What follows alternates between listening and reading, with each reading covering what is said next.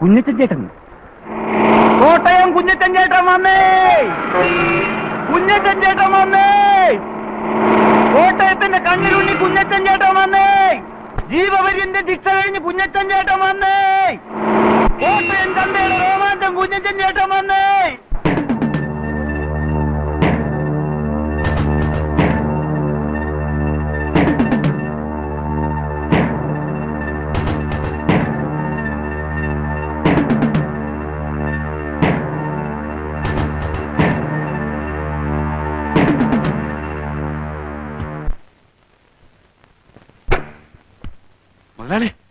ആ കോട്ടയം കുഞ്ഞച്ചൻ വന്നിട്ടുണ്ട്. കോട്ടയം കുഞ്ഞച്ചൻ? അതെ. അവന്റെ ശിക്ഷ കഴിഞ്ഞു? കഴിഞ്ഞു കാണുമല്ലോ.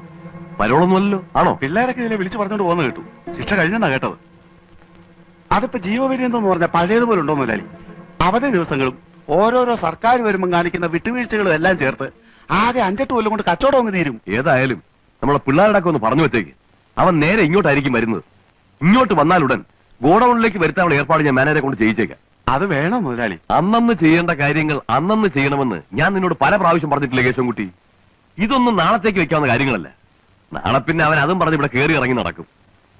ഇന്നേ ഇല്ലാന്ന് പറഞ്ഞു വിട്ടാ അങ്ങോട്ടും ഇങ്ങോട്ടും ഇച്ചിരി മേലു പോകും.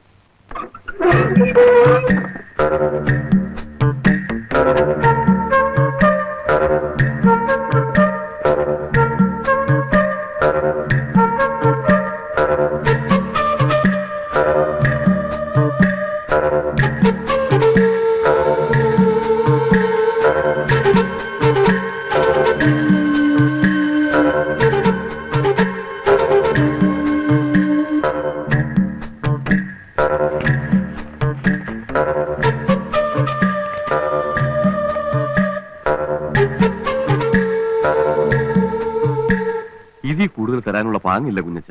മുതലാളി, നീ വിചാരിക്കുന്ന പോലെയല്ല. ചന്ത കെട്ടുപോയി കുഞ്ഞച്ച. കച്ചവടം മുഴുവൻ കൊച്ചിക്ക് തള്ളിപ്പോയില്ലേ?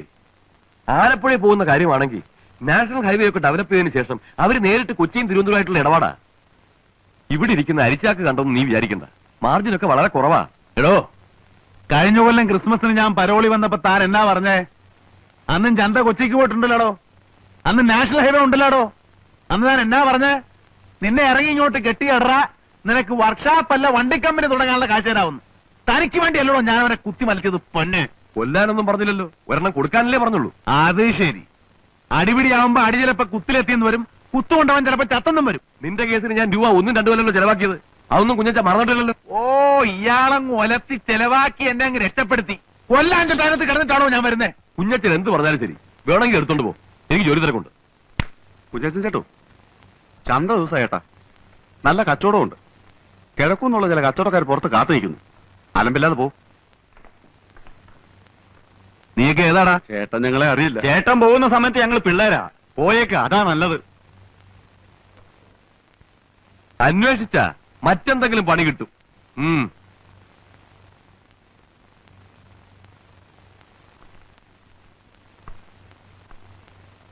അല്ല, അവൻ കൊലപാതകം കഴിഞ്ഞ് 5-8 വർഷങ്ങൾക്ക് ശേഷം പ്രതിഫലം ചോദിക്കാൻ വന്നിരിക്കുക.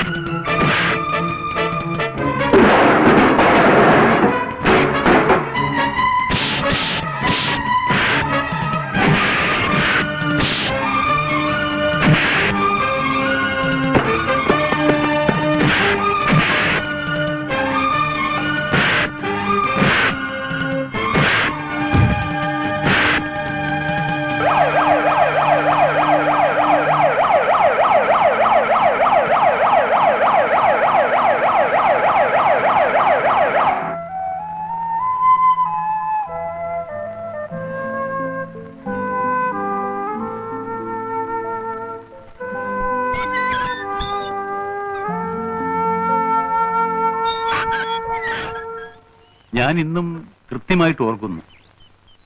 30-32 വർഷങ്ങൾക്ക് മുൻപ് ആലപ്പുഴ എവിടെയോ ഒരു പെരുന്നാൾ പ്രസംഗവും കഴിഞ്ഞ് ഞാൻ ബോട്ടിറങ്ങി വരുമ്പോൾ കോട്ടയം ചന്തക്കടവിലെ എച്ചിൽക്കൂനിൽ നിന്ന് ഒരു കൊച്ചു കുഞ്ഞിന്റെ കരച്ചിൽ കേട്ടു. അതിനെ ഞാൻ അനാഥമന്ദിരത്തിലാക്കി. ഞാൻ എന്റെ മകനെപ്പോലെ വളർത്തി. അവനെ പഠിപ്പിച്ച് ഒരു നിലയിലാക്കണമെന്ന് വെച്ച് ഞാൻ പഠിപ്പിക്കാൻ ശ്രമിച്ചു. പക്ഷേ അവൻ പഠിച്ചില്ല. എങ്കിലൊരു തൊഴിൽ ചെയ്ത് ജീവിക്കട്ടെ എന്ന് വെച്ച് അവനെ ഒരു വർക്ക്ഷോപ്പിൽ അയച്ചു. പഠിച്ചു. അവിടെ അവൻ സമർത്ഥനായി. അപ്പോഴും സാത്താൻ അവനെ വിട്ടുപിരിഞ്ഞില്ല. അഴുക്ക് ചാലിലേക്ക് വീഴാനായിരുന്നു അവന്റെ വിധി. 10-12 വയസ്സായപ്പോഴേ എന്റെ കയ്യിൽ നിന്ന് പോയി. പിന്നെ വല്ലപ്പോഴൊക്കെ അവനെ കാണാറുണ്ട്. എന്നെ കാണുമ്പോ അവൻ ഒഴിഞ്ഞു മാറും. പിന്നീട് ഞാൻ കേൾക്കുന്നത് കോട്ടയം ചന്തയിലെ 1-ാം നമ്പർ റൗഡിയാണ് എന്റെ മോനെന്ന. നാട്ടുകാർ അവനൊരു പേരും കൊടുത്തു, കോട്ടയം കുഞ്ഞച്ചൻ. അച്ഛൻ എന്നോട് ക്ഷമിക്കണം. എന്റെ അപ്പനും അമ്മയും എല്ലാം കൂടി ആയിട്ട് ഈ ഭൂലോകത്തുള്ള ഒരാൾ അച്ഛനാ. അച്ഛോ വെട്ടാനും കുത്താനും ഒന്നും അല്ല ഞാൻ ജയിലിൽ നിന്ന് വന്നത്.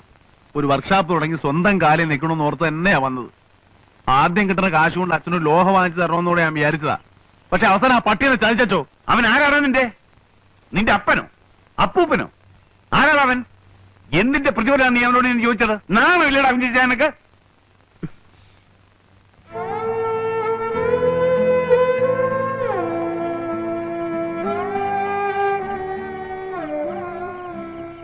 കുറച്ച് പണം ഞാൻ തരാം.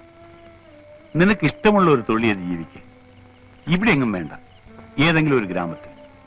എനിക്ക് ഈ കോട്ടയം വിട്ട് എങ്ങും പോകാൻ വയ്യച്ചോ. വേറൊരു സ്ഥലം എനിക്ക് അറിഞ്ഞുകൂടാ. എനിക്കറിയാവുന്നൊരു സ്ഥലമുണ്ട്, ഗ്രാമമാണ്. അവിടെ നിനക്ക് വർക്ക്ഷോപ്പ് ഇടുകയോ ഡ്രൈവിംഗ് സ്കൂൾ നടത്തുകയോ ഒക്കെ ചെയ്യാം. ഓടാങ്കര. ഞാൻ കുറച്ചു കാലം അവിടെ വികാരിയായിട്ടിരുന്നിട്ടുണ്ട്. ഓടാങ്കര.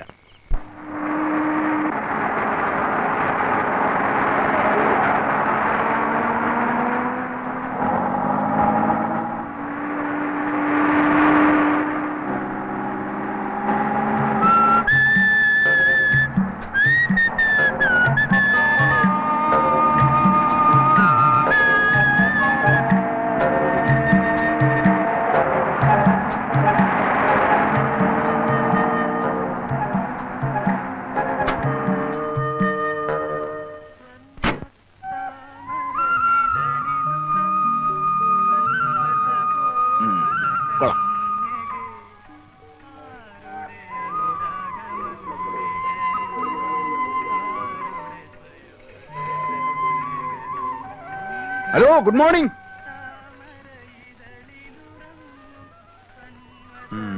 സ്ഥലത്തെ പ്രമാണിമാരായിരിക്കും. അയ്യോ, എന്റെ കൈ തരിക്കുന്നു. അയ്യോ, ഞാനൊന്നിനുമില്ലേ. എടാ ബോസ്കോ, ആ കെട്ടഴിച്ച് സാധനങ്ങളെല്ലാം ഇറക്കി വെക്കടാവേ. ശരി പ്രിൻസിപ്പളെ.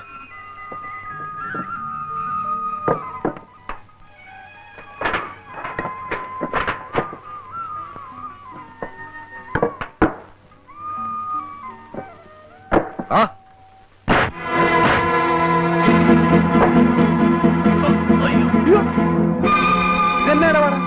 എന്നാ എന്തുവാ പ്രശ്നം? എന്തുവാ എന്നാ കാര്യം? എന്തുവാ കാര്യം? എന്നാ ഇയാളാണോ ഈ പ്രോ കോട്ടയം കുഞ്ഞച്ചൻ? അയ്യോ, പ്രോ എന്ന് പറഞ്ഞ പ്രൊഫസർ അല്ല, പ്രൊപ്രൈറ്റർ, ഉടമസ്ഥൻ എന്ന് പറയും. ഇംഗ്ലീഷ് തീരെ പിടിയില്ലല്ലേ. എന്താ പേര്? ഇരട്ടക്കണ്ണൻ കുട്ടപ്പൻ. ഇരട്ടക്കണ്ണൻ 1, 2. ശരിയാണല്ലോ, 2 കണ്ണുണ്ട്. ഇരട്ടക്കണ്ണൻ തന്നെ. അല്ല, എന്താ നിങ്ങളുടെ പ്രശ്നം? ഞങ്ങൾ ഇവിടുത്തെ ലോഡിംഗ് അൺലോഡിംഗ് വർക്കേഴ്സ് ആണ്. അയ്യോടാ, ലോഡിംഗ് അൺലോഡിംഗിനാണോ വിറ്റാത്തിയും കടാരിയൊക്കെ ആയിട്ട് ഇറങ്ങിയിരിക്കുന്നത്? അത് ഞങ്ങളുടെ സൗകര്യം. ഓ, ആയിക്കോ. അപ്പൊ എന്താ നിങ്ങളുടെ പ്രശ്നം? ഇവിടെ ചരക്കിറക്കാൻ ഒക്കുകയില്ല. ചരക്കിറക്കാൻ ഒക്കുകയെന്ന് പറഞ്ഞാ? ഒക്കുകയില്ല എന്ന് പറഞ്ഞാൽ നിങ്ങൾ പുറത്തുനിന്ന് കൊണ്ടുപോയവരെ കൊണ്ട് ഇറക്കാൻ ഒക്കുകയില്ല. ഞങ്ങൾ ഇറക്കും. അല്ലാതെ ഞാൻ അവർക്ക് കേറ്ററക്ക് കൂലി കൊടുത്തിട്ടാ വന്നിരിക്കുന്നേ. എന്റെ ഒരുപാട് പൈസ ഒന്നുമില്ല. എങ്കിലും ഇറക്കാൻ ഒക്കുകയില്ല എന്ന് പറഞ്ഞാൽ ചിക്കിലിയില്ല. തന്നെ ഭയങ്കര ടൈറ്റാ. ഒരു സ്ഥാപനം തുടങ്ങാൻ പോകല്ലേ. ശരി, ഇറക്കിക്കോ. എന്ത് വേണം? 4500 രൂപയാവും.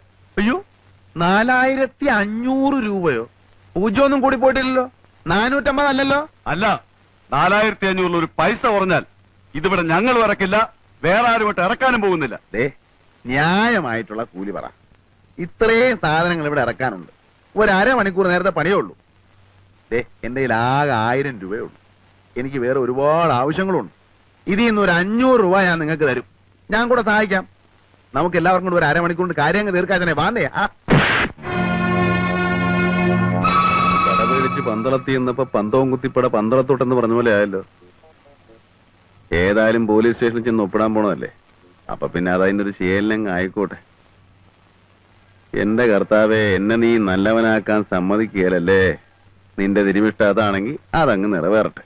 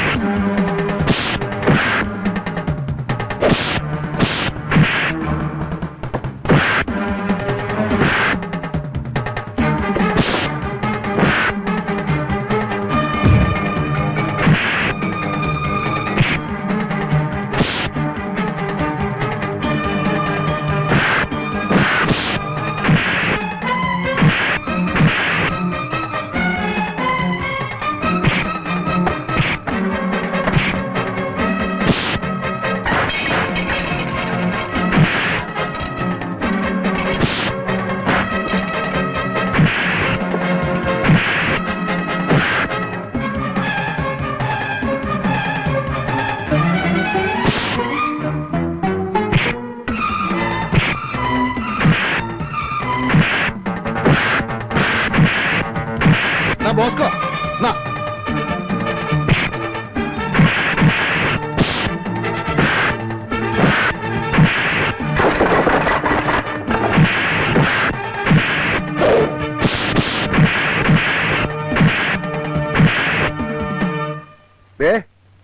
ഇരട്ടക്കണം ചേട്ടോ. വാക്ക് പറഞ്ഞ വാക്ക്. എവിടി പറഞ്ഞ കാശുണ്ട്. കോട്ടയം കുഞ്ഞിന്റെ തന്ത ഒന്നേ ഉള്ളൂ. പിന്നെ പറഞ്ഞതിൽ കൂടുതലായിട്ട് വേറെ ചില കാര്യങ്ങളൊക്കെ ഉണ്ടായല്ലോ. അതിന് എണ്ണയും കുഴമ്പൊക്കെ വാങ്ങിക്കേണ്ട ആവശ്യം വരും. അതിന് 100 രൂപ, മൊത്തം 600 രൂപ ഉണ്ട്. പിടി. പിടി, 100 രൂപ എക്സ്ട്രാ ഉണ്ട്. പിടിക്കുന്നേ. ഇനി റൗഡി ചേട്ടന്മാരെല്ലാം കൂടെ ഉത്സാഹിച്ച് എന്റെ സാധനങ്ങളൊക്കെ ഒന്ന് ഇറക്കി വെച്ചാട്ടെ. എടാ വാടാ, കുഞ്ഞച്ചൻ ചേട്ടന്റെ സാധനങ്ങളൊക്കെ നമുക്ക് തന്നെ ഇറക്കി വെക്കാം. അപ്പൊ കൊള്ളണത് കൊണ്ടപ്പ സംഗതി ക്ലിയറായി. പേരെന്തുവാ? കുഞ്ഞച്ചൻ, കോട്ടയം കുഞ്ഞച്ചൻ.